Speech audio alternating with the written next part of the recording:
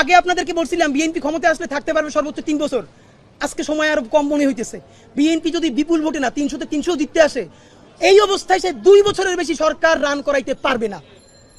সুতরাং নির্বাচনের চেয়ে সেই ক্ষমতা কেমনে সুসংহত করবেন এইটা মনে রাখেন। কেন পারবেন না? হিসাব সোজা ভাই, মানুষের হাত খুলে গেছে, মানুষ মায়ের খাইতে খাইতে এখন মার দিয়া শিখে গেছে। আপনি যত তারে একটা বাজে কথা বলবেন, আপনি 3টে বাজে কথা শুনবেন। এমন অবস্থা হইতে পারে আপনারা সংসদে বসে যদি দেশবিরোধী আইন করেন, মানুষ নিজের জানমালের কথা ভাইবা সব বন্ধ কইরা সংসদে গিয়েও আপনাদেরকে পিটাইতে পারে। আপনারা তখন যত ইংলিশে মক বলার চেষ্টা করেন, তাতে আপনারা টিকতে পারবেন না। সুতরাং আপনারা জনতার রাজনীতিতে ফিরেন। কেমনে জনতার রাজনীতিতে ফিরবেন?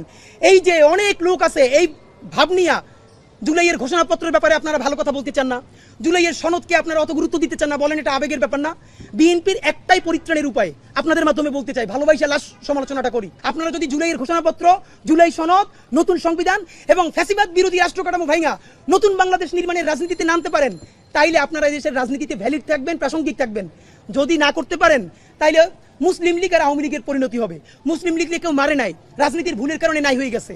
আর যেই দেশের নেতৃত্বে এই দেশ স্বাধীনতা হয়েছে মাত্র 54 বছর আগে, সেই দল সবকিছু নিয়ে পালাইছে। সুতরাং আপনারা তো তার অনেক পরের দল।